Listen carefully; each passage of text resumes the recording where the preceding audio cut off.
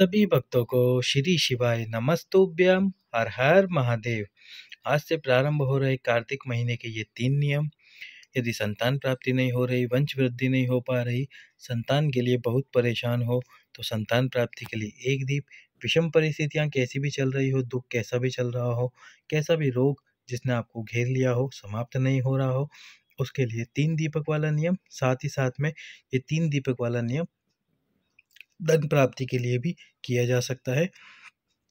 साथ में यदि कर्जा बहुत बढ़ गया है, कर्जा समाप्त होने का नाम नहीं ले रहा, कहीं से भी धन की प्राप्ति नहीं हो पा रही, बहुत परेशान, बहुत दुखी हो, तो उसके लिए पीली सरसों और 5 दीपक वाला ये महा उपाय कार्तिक के पूरे महीने कीजिए।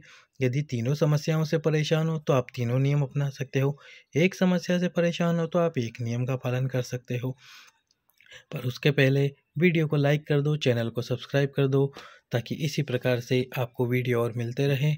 अधिक से अधिक लोगों के पास में इस वीडियो को शेयर कर दो। तो सबसे पहला जो नियम है वो है कार्तिक महीने का पहला नियम, संतान प्राप्ति के लिए, वंश वृद्धि के लिए। इसके लिए आपको एक दीप प्रज्वलित करना है। एक दीप कहाँ प्रज्वलित करना है?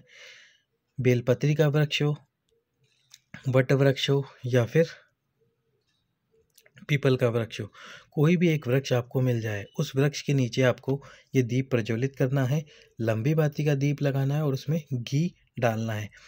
प्रदोष काल में आपको ये उपाय करना है। प्रदोष काल कौन सा होता है? जैसे कि आप जानते ही हैं, सूर्य अस्त होने के 45 मिनट पहले और 45 मिनट बाद का जो समय होता है वो प्रदोष काल कहलाता है। उस प्रदोष काल में आपको ये उपाय करना है। प्रदोष काल प्रारंभ होते ही उसमें आपको ये दीप प्रज्वलित करना है। जिस समय भी आप जा पाए किसी भी वृक्ष के नीचे, और वृक्ष के नीचे जाना है जिसकी छांव आपके शरीर के ऊपर पड़े। उस पौधे के नीचे मत जाना जिसकी हाइट ही आपसे कम हो या जिसकी हाइट आपके बराबर हो, क्योंकि उसकी छांव आपके ऊपर नहीं पड़ेगी। आप उपाय करेंगे, नियम बनाएंगे, पर वो नियम सफल नहीं हो पाएगा। इसलिए इस बात का ध्यान रखें कि वृक्ष इतना बड़ा हो कि जब आप उसके नीचे बैठे तो उसकी पूरी छांव आपके ऊपर पड़े। तो ये पहला नियम है वंश वृद्धि के लिए। यदि ये तीनों वृक्ष के आसपास में ना हो तो फिर आपको क्या करना है? तुलसी के क्यारे के पास में एक दीप प्रज्वलित करना है। यदि घर में तुलसी जमीन में लगी हुई है तो उसके पास भी आप प्रज्वलित करिए, पर थोड़ी दूरी पर। जैसे मान लीजिए ये तुलसी का वृक्ष है तो थोड़ी दूर पर करें, ताकि उस तुलसी के पौधे को उस दीपक की गर्मी महसूस ना हो, उस दीपक की गर्मी महसूस ना हो। तो थोड़ी दूर पर आपको वो दीपक प्रज्वलित करना है तुलसी से। और यदि क्यारा है तो क्यारे के बाहर इस दीप को प्रज्वलित करें। उसके बाद में यदि तुलसी भी ना हो, ये 3 वृक्ष भी ना हो, तो फिर आपको आपके घर के मुख्य द्वार पर, जो आपके घर का मुख्य द्वार है, उस मुख्य द्वार के पास में आपको दीप प्रज्वलित करना है। दीप थोड़ा अंदर की तरफ करें और उसकी बाती अपने घर की तरफ रखें। इस प्रकार से आपको ये पहला नियम धारण करना है। दूसरा जो नियम है, दूसरा नियम कार्तिक महीने का है। सुबह सुबह आपको ये उपाय करना है और शाम के समय प्रदोष काल में उपाय करना है। उपाय किस प्रकार से करना है आपको? जैसे ही आज आप सुबह उठे और नहा लें, यदि आप ये वीडियो बाद में देखें तो आप कल से भी ये नियम प्रारंभ कर सकते हैं। जिस भी दिन ये वीडियो देखें उस दिन, उसके अगले दिन से ये नियम प्रारंभ कर सकते हैं।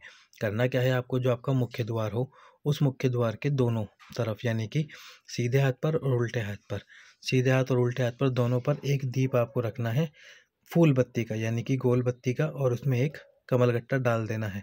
साथ में डालना है उसमें घी और एक कमलगट्टा डाल देना है। और जब आप कमलगट्टा डालोगे तो आपको आपका नाम और गोत्र बोलना है। नाम और गोत्र बोलिए कमलगट्टा डालते समय। और सुबह सुबह उठकर यदि आसपास कोई नदी हो, कोई तालाब हो, उसमें स्नान कीजिए। यदि ना हो तो अपने घर में ही स्नान करके ये दीप रख के, कमलगट्टा डाल के, नाम और गोत्र बोलते हुए फिर इस दीप को प्रज्वलित कर दीजिए। ये दीप प्रज्वलित करने के बाद में शाम को ही आपको प्रदोष काल में एक दीप प्रज्वलित करना है। शाम को प्रदोष काल में एक दीप प्रज्वलित करना है। इसी प्रकार प्रतिदिन कार्तिक के महीने में सुबह 2 दीप प्रज्वलित करने हैं और शाम को प्रदोष काल में एक दीप प्रज्वलित करना है। वो भी आपको प्रज्वलित करना है, वो करना है गोल बत्ती का, जो आप शाम को दीप प्रज्वलित करेंगे। इसी प्रकार आपको ये दीप प्रज्वलित करना है। अब अगला उपाय, अगला नियम, अगला जो नियम है वो है 5 दीप वाला। 5 दीप आपको आंवले के वृक्ष के नीचे प्रज्वलित करने हैं। अब आप देख सकते हैं ये आंवले का वृक्ष है, लेकिन इस वृक्ष की लंबाई ज़्यादा नहीं है। तो यदि आपके आसपास में इतना बड़ा आंवले का वृक्ष है तो उसके नीचे आप दीप प्रज्वलित ना करें, क्योंकि यदि आप दीप प्रज्वलित करने नीचे बैठेंगे तो इस वृक्ष की छाँव आपके पूरे शरीर के ऊपर नहीं आएगी और आप उपाय कर भी लेंगे तो भी आपका उपाय सफल नहीं होगा। तो आपको आंवले का वृक्ष देखना है, उस वृक्ष के नीचे 5 दीप प्रज्वलित करने हैं। 5 दीप कौन से प्रज्वलित करने हैं? घी के प्रज्वलित करने हैं, गोल बत्ती के। गोल बत्ती के 5 दीप प्रत्येक दिन प्रज्वलित करने हैं प्रदोष काल में। प्रदोष काल आपको बता ही दिया है, कुल 1.5 घंटे के समय में। जब वो दीप में आप बत्ती लगा दोगे, यानी कि गोल बत्ती लगा दोगे, तो उसमें आपको पीली सरसों डालनी है। किसी भी शॉप पर, मार्केट में आपको पीली सरसों मिल जाएगी। उस पीली सरसों को दीपक में डालना है, 5 दीपक में डालना है और फिर दीप प्रज्वलित करना है प्रतिदिन। आंवले के वृक्ष के नीचे कार्तिक के पूरे महीने यदि आप ये उपाय करते हैं तो धन से संबंधित आपकी जितनी भी समस्याएं वह पूर्णतः समाप्त हो जाएगी। तो कार्तिक महीने के ये 3 नियम जरूर धारण करें।